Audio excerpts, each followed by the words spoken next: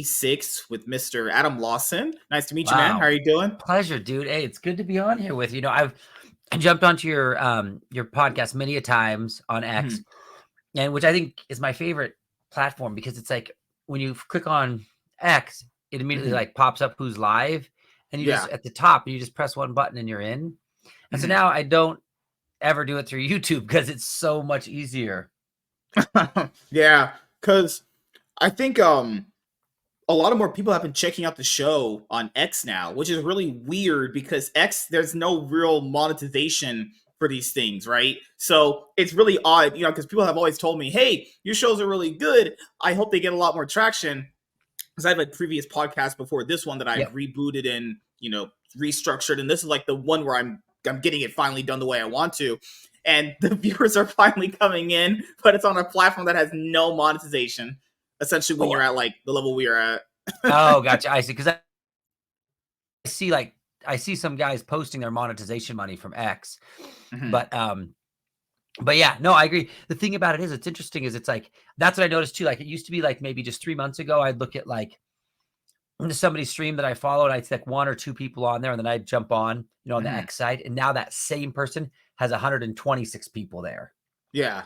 Because it's like now people found out, oh, wait, this is the way to do it. And you can chat, you can do everything there. I know it's a bummer, but the thing about it is when you think about it, it's because the way that design is just made it so accessible for this podcasting, right? For a streamer. Like there's like same thing here. You just pull it up and look, oh, Geronimo draws, he's right there. I just boom, and you're just now. He has 45 people watching him. I've never seen him have 45 people on YouTube one time. Like I'll go over to his YouTube and there's 8 people. And it's like the same thing too with my videos. When I do a comic book review or a comic shop tour, it does 5,000 or 6,000 views on X and then 13 views on YouTube.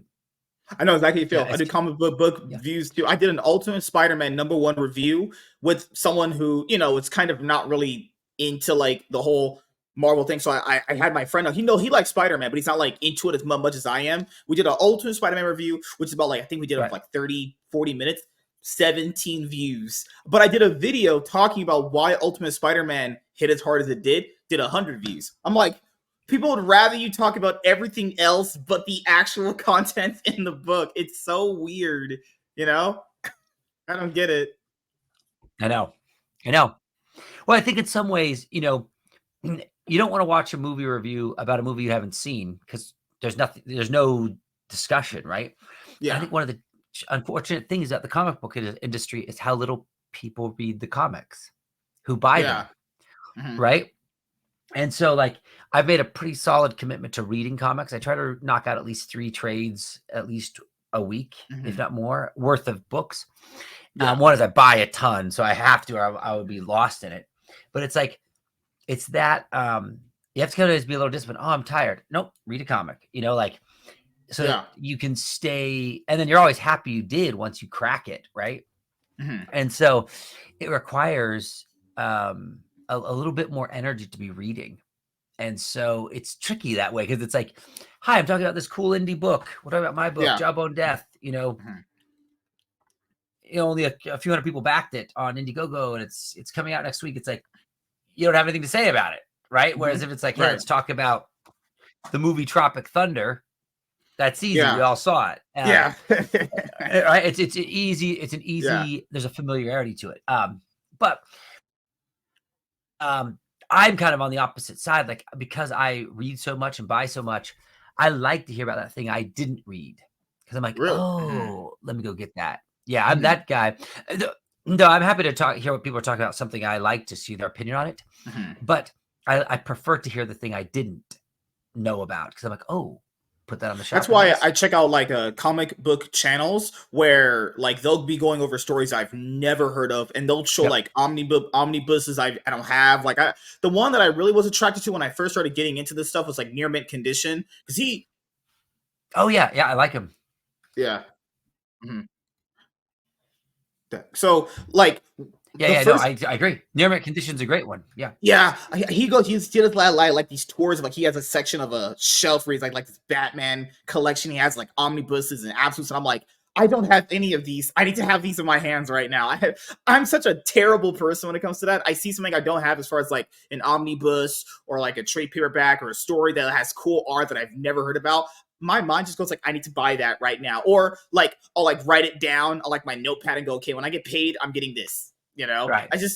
I'm a little too addicted to doing it at this point. I need to stop. I literally just got 3 new books today. I remember I picked up a Flash omnibus that I didn't have. I know I have the card covers, but I didn't have the omnibus for it. Right. And I'm gonna get my first X-Men omnibus when I get paid next week, actually, because there's plenty of X-Men stuff I just don't have. But it's like that's why some people, if you want to get into like collecting comic books or like omnibuses or trades or whatever, Amazon charges a lot more. Going on eBay is actually way better. eBay, the way to do it. eBay, or do you go to Abe Books every now and again?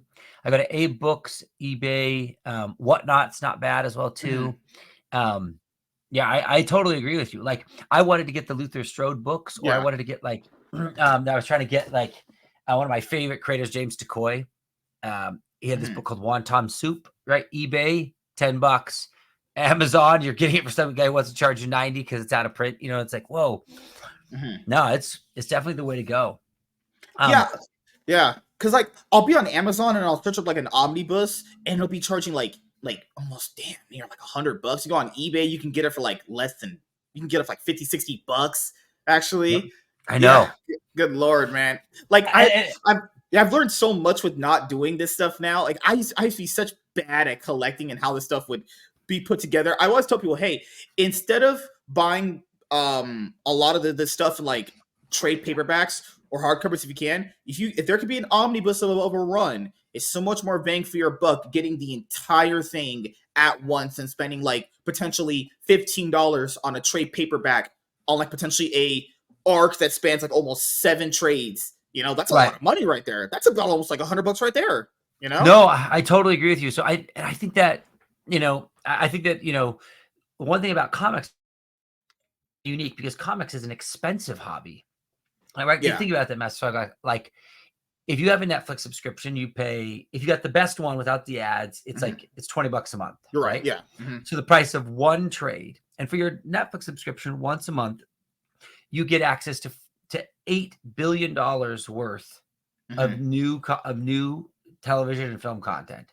Mhm. It's blows your mind, like the value, what you get for what you pay, like the Mhm. price point. A trade is not $8 billion. Is not even moderately close. Mhm. And you're done with it in 1 to 2 hours, depending. And so, like, it's actually an expensive way to consume media, to participate relatively, Mhm. right? To like just Yeah. streaming, right? Which is, I think, in many ways why so much of like video games are on the down, the movie theaters on the down, um, Mhm. sales have been on the down Yeah. because people are broke. Yeah, we got this whole little inflation thing on here, Yeah. and people are feeling it. I think it's one of the reasons that manga is meaningful, because for $10 you get a 220-page story. It's Yeah. a good couple of hours of reading. So like $20, you're knocking out 2 of those. And even if you're a kid, like maybe you can get that $20 once or twice a month, and you can get a couple of these books, and you can be reading and still be feeling like you're in it, versus like just buying one every couple months when you don't feels disconnected. So I agree. It's a real thing. Right. Um, Right. I don't know how to make it cheaper. It doesn't make any. It can't really be any cheaper. Yeah, that's Uh, the thing. the Because catch it can't. yeah, because Yeah. like people gotta factor in, if you have a pull list and you have one of those, books can cost about $4.99 to like $6.99, $7.99 in some cases, depending on how many pages the stories have. A lot of people are still under this impression that the comics are like $3.99. It's like that's just not true. It really just depends on which one you're buying from which company. depending on which character it is. Totally. And if you add in about 3-4 characters to that, that's gonna hit you about like almost $30 right there. Almost 30 Totally. bucks. Eh, Like I was just saying, that distillery. I don't know if you're following this publisher that's come out, but they're charging $8.99 a comic, right? But they're magazine sized and they're 40 pages, right? And so they realize they're not going to get any more audience in comics, right? Like the audience isn't necessarily growing, so you can't have a low markup item, right? And make a business, unfortunately. So instead of selling the guy a thing for $3.99, it's $8.99, but there's more value. It's bigger. It's more pages, right? And because they realize there's only so many sales that are going to happen. And so like what's starting to happen is this has to start our market. You can see our industry starting to move towards a niche market, which is higher markup because there's less sale, right? Because the reason for $20 a month, Netflix can give you 8 billion in content is because 275 million people are subscribed. If we were selling 275 million comics a month, then they would not need to be $3.99, right? right. That's the catch. Yeah. Because Netflix, a lot of people don't understand why they would charge so low for all they're giving you is because their mindset, I would imagine, is lower barrier to entry means higher upsides. So if you charge low, more people can get in, and the higher upsides to it is there's essentially no barrier to entry by that logic. Right. Yeah. Absolutely. And they even have that cheaper price point, like at the $8.99 or whatever it is. Yeah. You have it with ads. And so they made it very possible because they are a mass market, because they take a digital item and replicate it over and over. Mm-hmm. And that's the thing about comics, was built on an industry of when Superman was selling 2.5 million copies.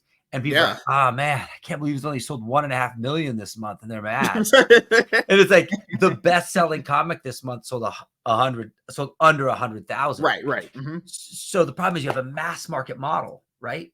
Mm-hmm. The Hollywood is a mass market. Mm-hmm. It only works. You can only have an expensive movie because the audience is big. If the audience was small, we wouldn't get to do that, right? Right. I make TV commercials, and I get to spend $500,000 for 30 seconds. And that's not even all the ad buy. Could be 1.5 to 2 million on down the line, right? That's what I wanted to bring up with you, which is so you grew up and you were always interested in being in movies and television, right? That's right.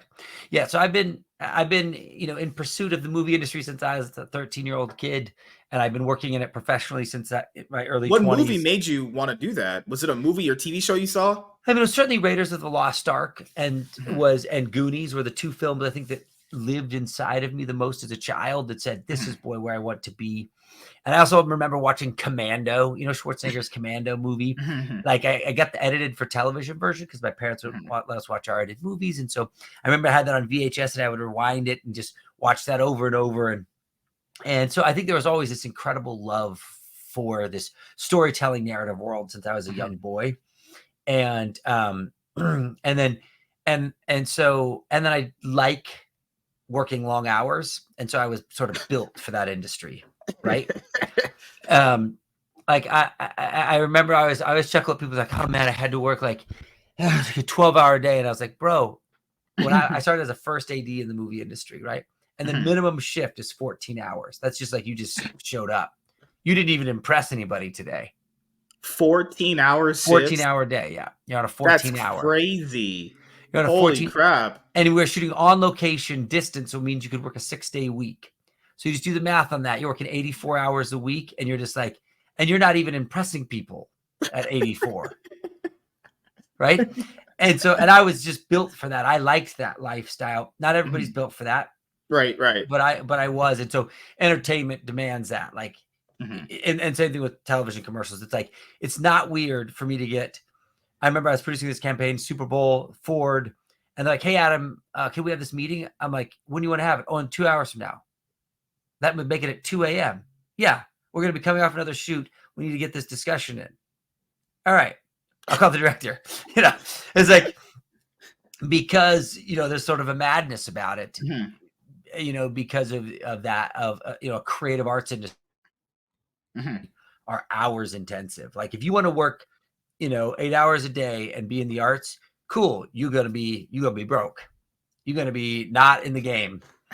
You don't even get to play. It's not even built for you. It's like, oh, hey, bro, this isn't built for you. What? Oh, look, I want to just. What are the biggest challenges when being in your field that people would not know about because they aren't in the field exactly? Yeah, so there's sort of so I've been a television showrunner, Hmm. run a lot of seasons of television. In this new chapter of my life, I've been focusing more on the commercial world because I've got little kids, and being in Hmm. 4 months of production isn't what I want to do right now. I want to be with my little boys. So the commercial world's been an exciting way to do that. So I've also made a lot of films and video games as well. And so Hmm. I think the thing about it is, I think the obstacle that people don't think about is that you think the barrier to entry is like $1 million, right? And you think, man, that's expensive to get into that industry. It's like, oh no, bro, you misread that price tag. It's 100 million. You thought it was expensive and hard. Oh no, it's a lot more than even you thought. It's one of the arguments that people try. One of the friends that I had on, well, he said this movie got like tax credits, and so Yep. it didn't matter if it didn't make as much money. I was like, dude, if you look at how much money that tax credits apply to a film's budget, because I actually had to look at a few of them, it essentially means nothing. No, Like it's it not. probably shaved off like 10 million max. So like when these No, movies bomb and people use the excuse of like, but look at the tax credits. Guys, those tax credits are essentially nothing, if we're being honest here. no. It's like discussing film just makes this comment. Hey, Marvel's made $12 billion, making Marvel movies, and they only paid $4 billion. It's like, bro, you literally don't even know how to do math. Oh, one of It's them I like, know last year pissed you off, and it pissed me off too. Remember when they tried to tell us that Fast X, a movie that's budget, not only ballooned because it didn't have Justin Lin, who dropped out of directing, they brought in the I Incredible know. Hulk director. The movie's budget ballooned to $344 million, putting it at like on the likes of like Infinity War, Endgame, of Yeah. course, the Star Pirates Wars of the movies, right? Caribbean. Right, Yeah, right. big stuff. Yeah. So they said, and this movie took in $720 million Yep. worldwide. They said it made profit, and I'm like, this is people read that and actually believed that. And I'm like, no, guys, that movie never made any profit. Universal was mad No. they made that much money. No. Because see, people don't realize. So first of all, the movie, they spent $4 billion to buy Star Wars, and then it Yes, yes, grossed $12 billion, right? right, So what people don't realize is the gross is not what the movie theater is not what the studio takes home. It's a split with the theater owners, right? yeah. First of all, and then also too, they didn't just make those movies for free. Everyone has Those to get movies that paid. they made, they spent billions of dollars making those films as well, too. Mm-hmm. And so, and plus all the overhead, there's not even, and it's not just that Disney, a corporation at that level, it's not just like you had to pay the people to make the movie. Well, who are the people at the studio? They got to get paid. All the overhead management, the marketing teams, the marketing expenses, because on a big tentpole movie, the marketing spend is roughly around $100 million. And so that's a whole other team of people and spend and splits. And so Right, this right. idea that there's just like this cash coming in is just Because it's like I it's remember it was crazy talk. reported that the Rise of Skywalker took in profit for Disney. That's what they reported. Yeah. And that movie had a similar budget to what Fast X did. So guys, keep in mind, for the Rise of Skywalker to hit profit, it had to have hit a profit number of 1.3 some hundred $1 billion. Billion. Fast X took in 720. How is that movie profitable? They have similar budgets. One actually was confirmed to make profit with $1 billion. So how could this one with $1 billion make profit and it actually hit that number, but this one didn't and it's up? Why do they lie to people like that? I don't Yeah. understand. Well, it's a complex algorithm how they trigger what something makes money, because what do they account for in that spend, And these right? websites don't do that. They just talk in broad generalities. That's all Yeah, it is. so you get Yeah. you get this false interpretation of how something really works, because it's like, Mhm. oh, see the movie. It's like when you sell it's like you buy your house for 500,000, right? Mhm. Then you pay it off, and in 30 years it's worth $1 million, and you go, wow, look, I made $500,000 in profit. No, you didn't, Mhm. because for 30 years, you were also paying interest payments, and over those 30 years, the interest on that loan is about 500,000 or 600,000. So you Mhm. didn't actually make all this epic profit, but they just see the one number, the beginning and the end, and they don't think about Right. all the space in between. And that's actually what real accounting is, and that's where the money is made. That's the difference between the smart guys and the dumb guys, is the space in between those two And then you'll have numbers. Yep. people that'll talk about Disney and they'll try to like I'm pretty sure you've been privy to this information. They'll like fudge the numbers. So Oh, like they'll have it where they'll talk about, well, Avatar made a lot of money for Disney and Fox, but it's like, yeah, that's fine, but all these other ones didn't. But they'll be like, but overall, it's doing pretty well. No, one movie doing well does not equal the overall movie, TV, and animation production side of Disney doing well. no, because it's an aggregate. That's not how their business works. Yeah, And also, too, now remember, Disney is a massive multi-conglomerate, multinational company, yeah, right? yeah. So, which means is their profit lines are coming from 40 streams of revenue. So Mhm, at Disney, they make these things called ultimates. So when they build a movie, and my mhm. one of my good friends is an accountant there, and this is his job. He designs what they call an ultimate, and that is Wow. Okay. we take a this comic book, Jawbone Okay. Death, my Mhm. comic book. If you don't know, it's on Indiegogo. You should back right now. It's awesome. It looks gorgeous. That Foil cover looks great. cover, Hmm. signed. Here's rad original pages. Uh, Anyways, little plug for this. But let's say I take this and it costs, and I say, okay, great. What's the ultimate value of this property? And I say over a 10-year cycle. And I say, okay, so here's US, there's domestic home video streaming, rentals, um, theatrical, boom. Here is products, toys, um, events, etc., in both domestic and foreign territories, et cetera, et cetera. So then they say that, okay, this comic book right now is worth, based on our ultimates, our full layout of a 10-year life cycle of this property across 40 streams of revenue is $50 million, right? But they can play the long game because they have vast resources and they have vast distribution. So they can say, great, I'm going to spend $20 million on this thing. Hmm. And then, so it's imagine sink 20 million and 10 years later come back with 50, right? Pretty good Hmm. investment, right? Right. But they're building their numbers based on ultimates versus how the rest of us think about movies, which is budget, box office, right? Yeah. Because they're building Star Wars lands where they're dropping $1 billion in just the LA side of that. I'm sorry, the Orange County side. So Hmm. they're deep into debt. So they need these movies to be successful because they're factoring in a much more complex algorithm for their revenue. It's Yeah. also, and also too, they need to fudge. They publicly do the best they can to fudge numbers for the better.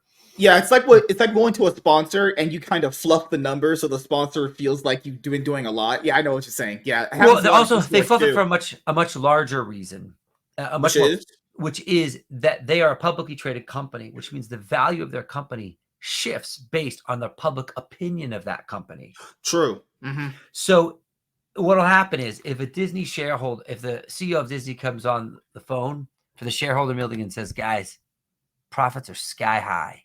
Wall Street goes, they're doing great. Stock market goes Right. up, Right. and this Yeah. company increases in value.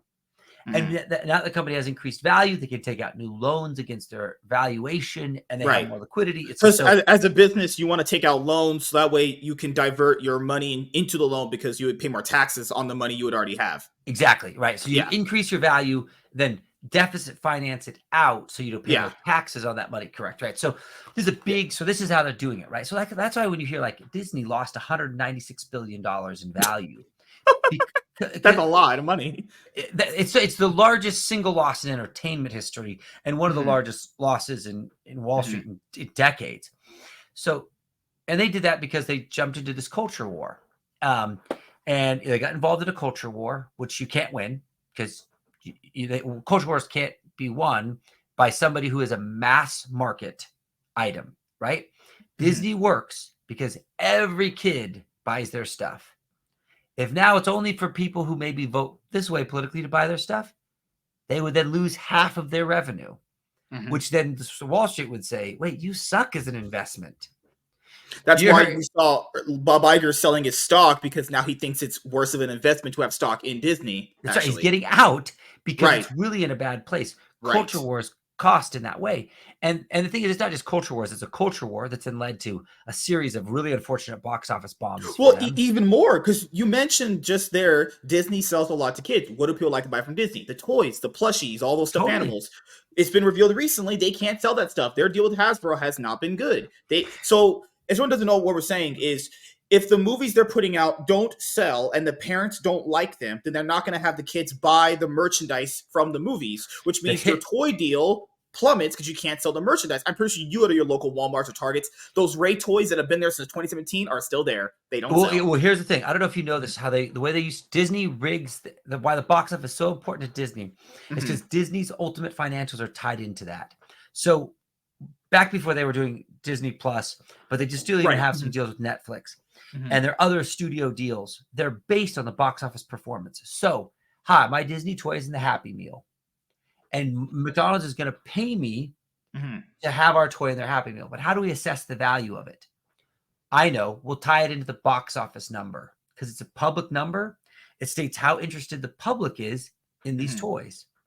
So if Madam Web does 90 million, McDonald's looks over at the grid and goes, 90 million? It was supposed to do 300. Dude, even recently, you remember when the show media tried saying, "Oh, Madam Web has an $80 million budget and it needs $200 million to be a success," and I'm like, that is just a flat out lie, people. We know this because Morbius had a similar budget, which was like I think 70 million. Morbius took in 167 million, and that was considered by them a flop. So so you're telling me by that calculation, Madam Web, which has a similar budget, would take in a little bit more money, would be profitable? That doesn't make any sense. No, because think about it, it's 80 to produce it. It's 80, it's probably somewhere, well, maybe not including marketing too. But you'll remember it's 80 in production, probably right. That movie that's probably more like 40 in marketing. So you're 120 million in. The box office is only 80, and then you remember you split it with the theaters, so you make 40. Right. So you're in a bad place. International cost to distribute the film. Yeah. Absolutely. But what happens is your international fees. So here's the way it works. When I make a movie, yeah, and it does 250 million in the US box office, it's a hit. When I sell it to France, they pay me more money for it because it's a hit. It's been bona fide by its US domestic box office performance. However, if my movie flops in the US, France is like, "Oh, well, I guess we'll just pay you $1 million instead of 10." So do you see how the whole property value implodes? So that's why we've been seeing people put movies in smaller theater numbers, gathering a hit to be bought to try and be put in more theater locations. Actually, they're trying to build it up. They're trying to build it because that's what Godzilla -1 did. They just started small. Yeah, absolutely. And they ramped it up. So that's a strategy that's being used on a smaller film that doesn't have the marketing budget to have an explosive opening weekend, but they know they can build great word of mouth, so then they can afford to keep it in a few theaters and then slowly walk it out as the word of mouth builds momentum. It's a really careful strategy. Not a lot of movies can pull it off, but Godzilla -1, an unforgettable film.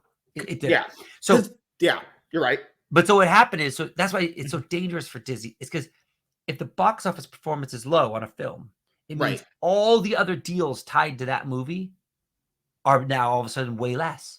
Because now McDonald's is no longer paying, and I don't know what their deals are with it, but their third-party deals, they now give Disney less money because the movie didn't perform this well. Stuff is tied into like sodas and candy, all that kind of stuff. All those tie-ins. Because those guys essentially act as like sponsors for the movies. That's right. Yeah, that's right. But if the movie performs poorly, then they're really pissed about it because they they're like, hey, the movie didn't do well. This isn't an exciting thing. We're not going to give you this 70 million for the Happy Meal toy. We'll give you 10 million.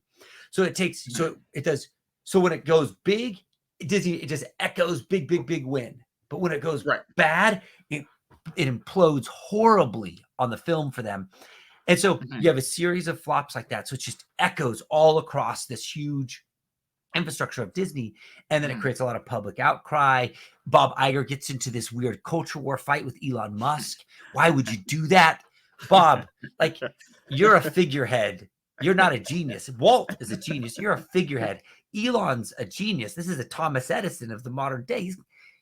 You guys can't get in a fight with somebody like that. Another thing I wanted to ask Why would you do these things? Is the whole domestic movie distribution thing you're talking about is the max number of theaters that they reported you can be in. It's like 4,000 and some change, like 4,400, 4,130, something like that, right? So doesn't it look worse to perform at that mass rate? Because if a movie has a big blockbuster tentpole attached to it, can't perform in like the most of the theaters in the country, then wouldn't that obviously look worse for it, like, internationally? Yes, that's correct. So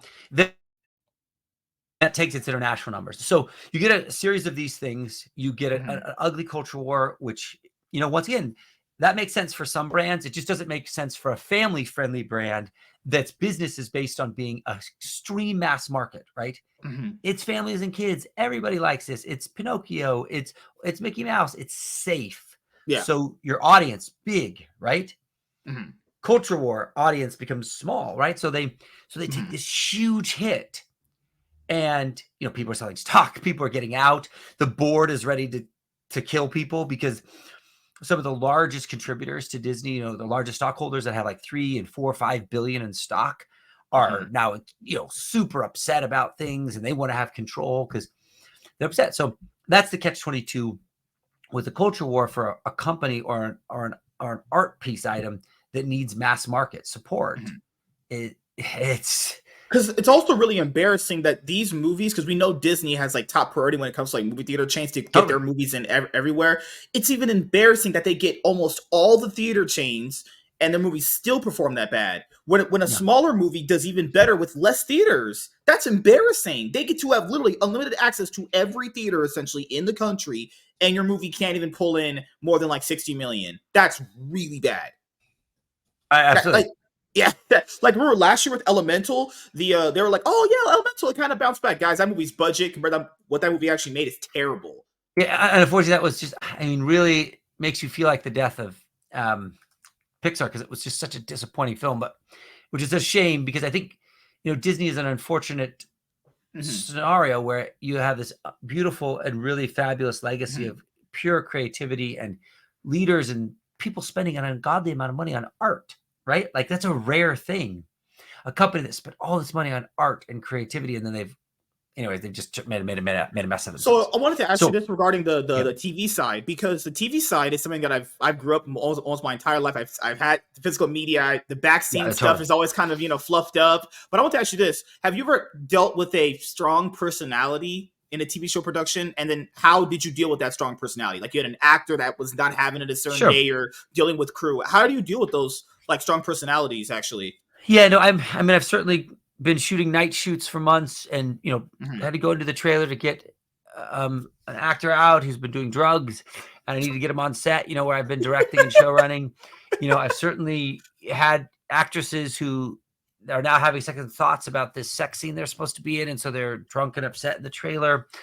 Oh Um, Lord, what are you, a it's therapist now? it's and I would never name names, because I think for a lot Yeah, of yeah. Mhm. sometimes people underestimate sort of the pressure and struggle it is to be in front of the camera. Mhm. And because they get the love, but they get the hate. Right, And right. Mhm. so it's a hard ride. It's a really hard ride. And I've done a lot of commercials with Patrick Mahomes. It's just that, arguably probably the best athlete, could be the best athlete in the world.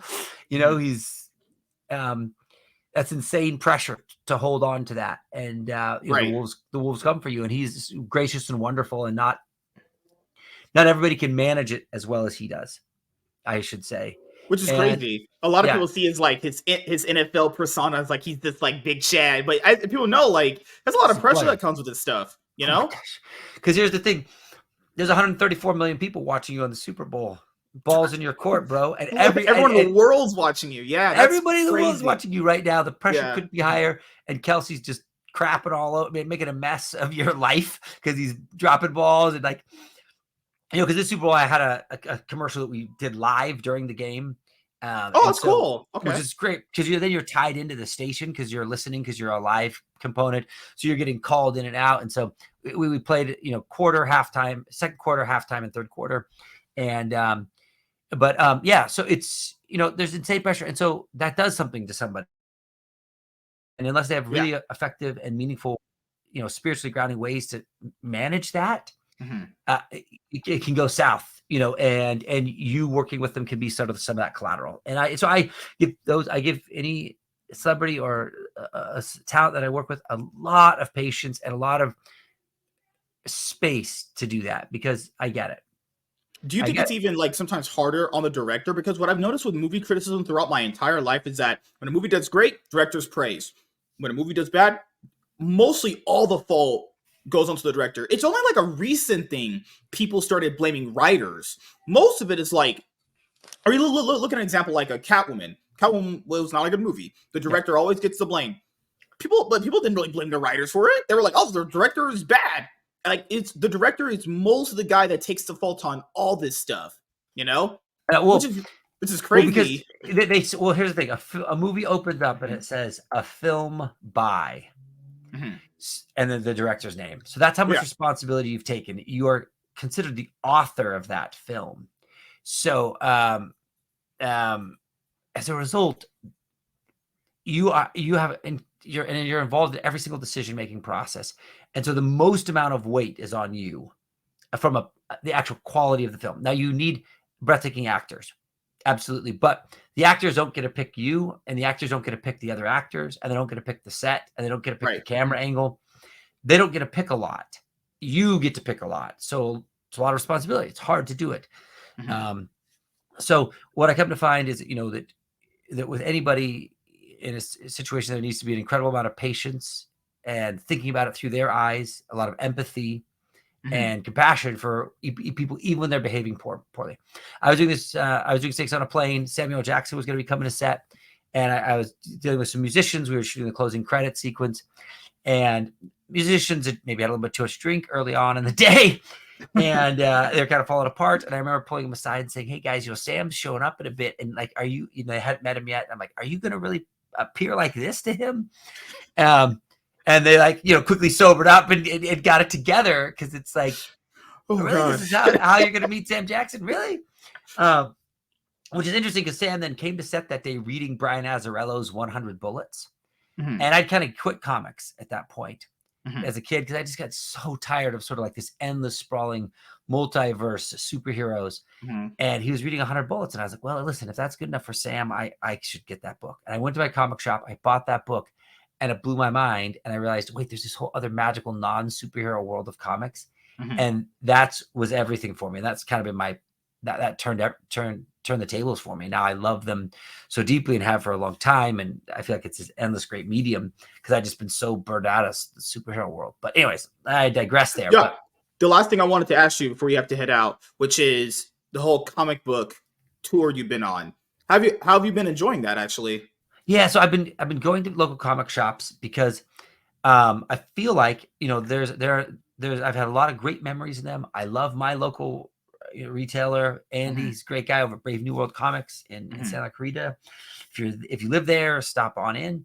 And the thing about it is I feel that there is a great call for both creators and fans to lift up the community of comics, because we know it's a shrinking business. Right. And so how can we help lift it up by making retailers and destinations that are desirable and exciting? And it's like, hey, how can we show this off? How can we build this culture around, this is the cool shop, I want to go there? Because it's kind of the only way we have a chance to weather the storm is not by a divisive culture war, but by coming together, right? And growing versus like, I don't know what sometimes some people are doing, but so it's my hope, my way of trying to like extend out and try to be supportive on all fronts, because it's exciting to be in comics together, right? True. You're your own contributor in your own way. You have a podcast, you run it, you talk comics, like you are part of the fabric of this culture. And how could you do that in an inspiring way that lifts others? So I love it. And I love going to the shops and seeing, because I feel like in some ways the destination needs a lot of help too, for shop owners to transform their shops into exciting places to be at, right? Especially for somebody who's maybe not well versed in comics, or somebody who's just getting in or in the middle of it, or also just wants like a cool place to hang out. So anyways, I think that's I'm loving it. Yes, sir. And last thing I'll ask before you head out, which is, you got any big plans for your YouTube channel coming up soon, or anything else you're working on? Well, so is this, it's Jawbone Death. Yes. The book is done. The comic is done. You can see it. It's a beautiful foil cover. Jason Krager did the art. It's a bit of the Crow meets Lobo. It's a deranged woman who hears some voices, and then she kills her parents and cuts down the killing tree and unleashes this Mhm. myth slayer, this evil monster, trying to consume all beliefs in one. And the man to stop him is going to be this burned out low life biker Mhm. on his pathway to hell, right? And he hears a voice too and decides to listen to it, kills the leader of his Mhm. gang, and they come after him. He ends up at the bottom of this ravine, and he awakens this Leviathan warrior, this Mhm. a warrior that once helped lock away this myth Mhm. slayer, and now he takes on the role of being his avatar, and he uses his weapon, which is the jawbone of the Mhm. Leviathan, which is a monster from the Bible. Imagine like a large dragon, right? So he's got this jawbone of a dragon, and he's trying to fight this impossible horde, a war he will most likely lose. And he's trying to save himself, his ex-wife who he's wronged, and the world, while he's sort of got his own sins to pay for. So it's a redemptive tale. It's action. It's fun. It's just Right. utterly badass. So that's what I'm working on now. It's It's on beautiful. Indiegogo. It's on Indiegogo. It's all print. It's at the printers right now, getting printed away. So it'll start shipping in here in a couple of weeks. These are some of the cool original pages. Always fun to see. So that's what I'm working on right now, and obviously much more comic reviews and local comic shop tours to help build our world. Yes, sir. And last thing, any shout outs you want to give to anyone in particular and anything else you want to say before we head out? Yeah, so Nick Pitara was if you don't know him, he did a book called Axe Wheeler John. It's incredible. He did a variant cover for us. He's really been a big fan of this. He's awesome. Check out Nick Pitara. He's great. So I'll throw that out his way. Yes, sir. Great to have you on for the first time, man. Yeah, Can't wait to do absolutely. a longer version of this, later on during the year when you get a little bit more free time. Would love Thank you to. guys for checking out this episode. Like, comment, subscribe. Most of all, enjoy. I'm Master Swag King signing out. See you guys later. Peace, Boom. everyone.